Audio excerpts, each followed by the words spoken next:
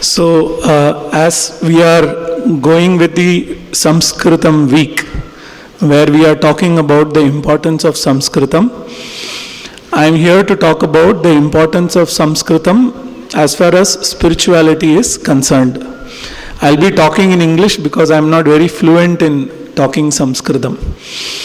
So, when you look at the language Sanskritam, there are few points I would like to mention which helps Sanskritam as a language, which is perhaps the only language which can describe spirituality as it is.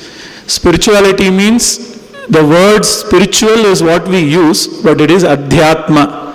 Adhyatma means something about myself, my own nature. Adhyatma. So, what are those characteristics that I have found out? I am just going to share with you. The first characteristics of Sanskritam as language, Sanskritam is called Daiva Bhasha, the language that reveals, and there is a tight connection between the word and the meaning. Any word you take, there is a meaning to it and there is a tight connection. Unless that connection is understood properly, we will not understand what the text or the literature is trying to convey. That is why you have the famous shloka by Kalidasa, Vagartha viva sampraktau, Vagartha pratipattaye, Jagatah pitaro vande Parvati parameshwaro. So, here the word and the meaning is well connected, and one should understand that connection properly. Otherwise, you will have any meaning, any sense, you make any sense out of it. For example, when you take a word Atma, Atma itself, one word, has many meanings contextually. Atma can mean Sharira, this body. Atma can mean the mind. Atma can mean the intellect, Manas, Buddhi. And Atma also means pure consciousness, which is my real nature. So based on the maturity of the individual, Atma as a word can be understood. And of course, in different contexts, Atma is Sharira, Atma is Buddhi, Atma is Manas.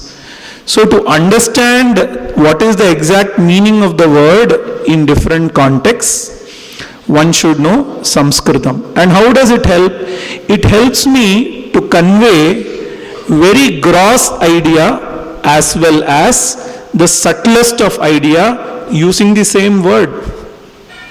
So if you take the explanation of Atma, when it is understood as this body, the meaning is quite different. When it is understood as pure consciousness, the meaning is quite different. So therefore, subtle as well as gross ideas can be conveyed.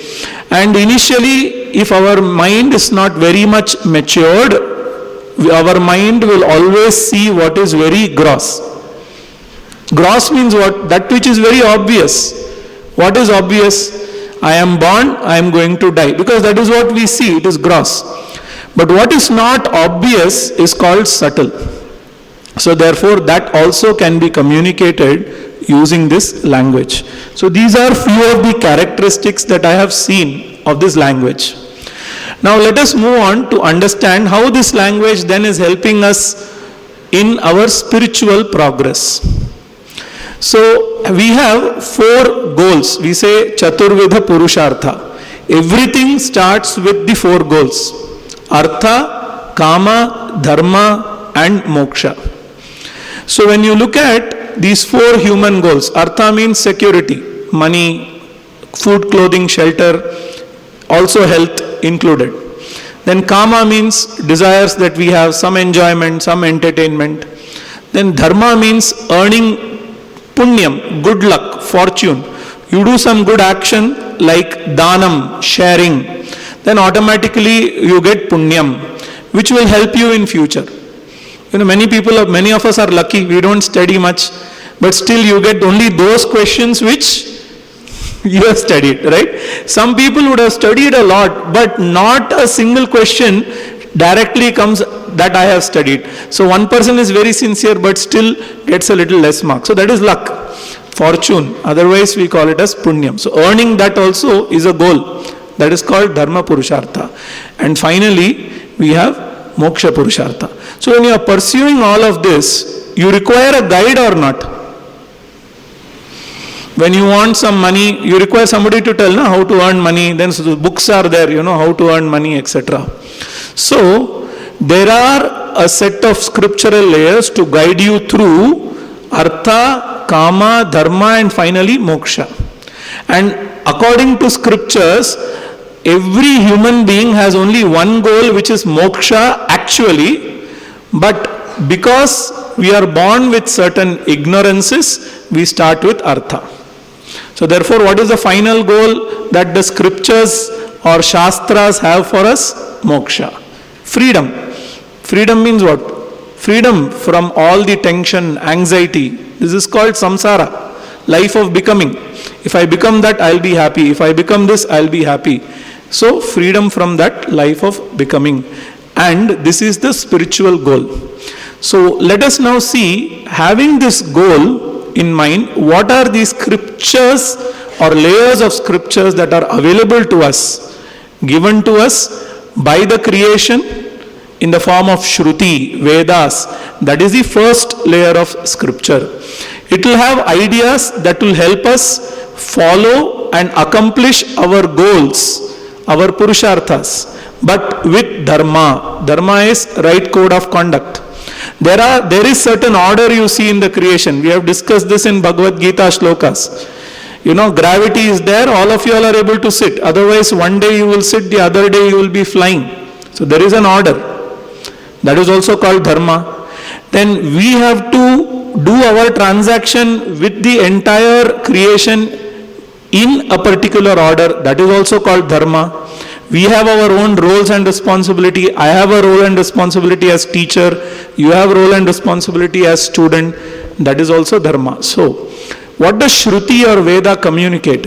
Veda communicate means to achieve all the four purusharthas, keeping dharma in mind.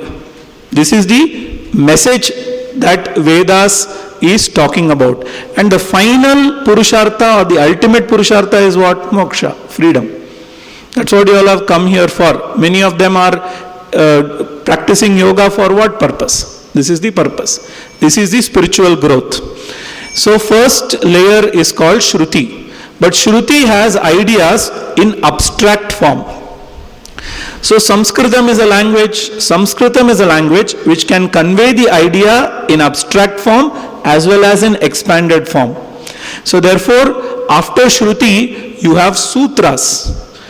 Not only Shruti is having ideas in abstract form, it is also present in various places. How do you collate all of them and nicely have a sequencing in the messages or the ideas?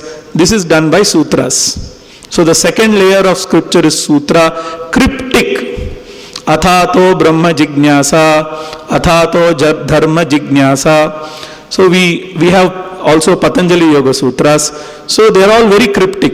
Panini Sutra is there, Vriddhi Radhech. So very cryptic. So idea is conveyed in cryptic form. It is also conveyed in expanded form. You look at Smriti. You have Smriti Granthas. Bhagavad Gita is called as Smriti Grantha, where recollection of the idea in Shruti is done. Shruti is a revealed text. And the language used is called Ati Bhasha. Whereas Sutra, Smriti, they are all written by Acharyas, Munis. Smriti is more explanatory. Manusmriti, Yajnavalkya Smriti, Parashara Smriti talks about Dharma. Bhagavad Gita talks about Moksha. So Dharma is talked about, Moksha is talked about in Smriti. But Smriti also can be a little difficult to understand. So you have the next layer called Puranas, which explain ideas given in Shruti. Like Shruti says, Satyam Vada. What do you mean by Satyam Vada?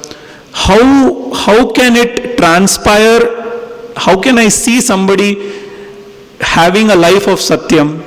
So you have Harishchandra, story of Raja Harishchandra in Markandeya Purana. So the Purana explains people in the form of stories. The same idea which is given in Shruti, Sutra, Smriti is explained in Purana. That also is in Sanskritam. Upapuranas are there. Then you have Vedangas. All of you all are familiar with the Vedangas, Upavedas. All of them help us in all the four Purushartha and follow Dharma. Finally you have Itihasa. Itihasa, all of us know Ramayana, Mahabharata. They are all historic stories. But they also have a tinge of symbolism, like you have 10 heads, Ravana has 10 heads. What does it mean? It symbolizes 10 different kinds of personalities. So there is little bit of symbolism, but it is recorded event. So Ramayana has happened, Mahabharata has happened, but it is also written in Sanskritam. So it applies all the ideas that are present in the abstract form in day-to-day life.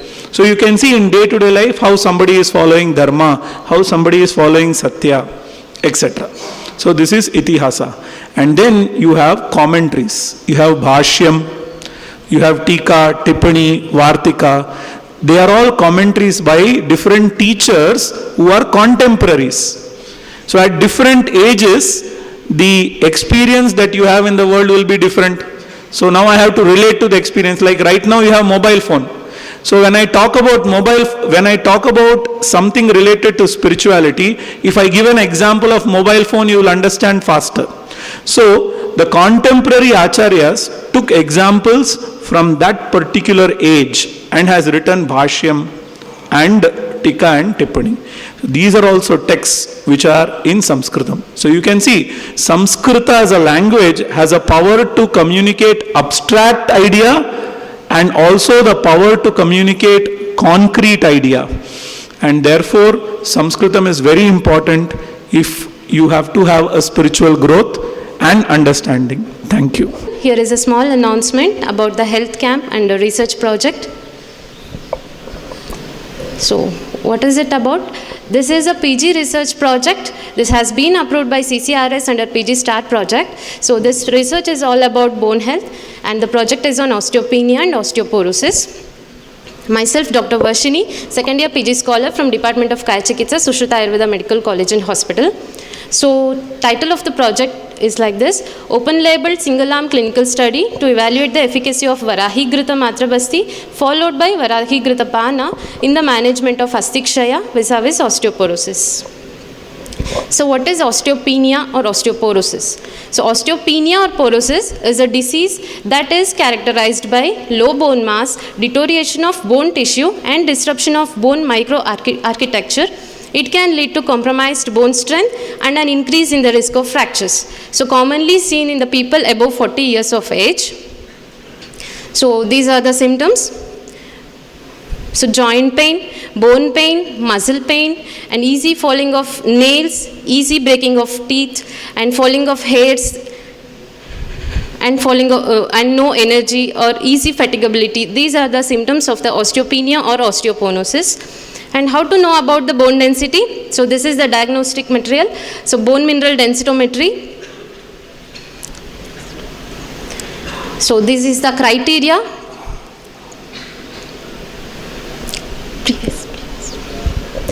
So osteopenia, the range is -1 to 2.5. Osteoporosis, the range comes under -2.5 to -4. So if needed, individuals with the symptoms coming under the criteria will be doing free BMD test done.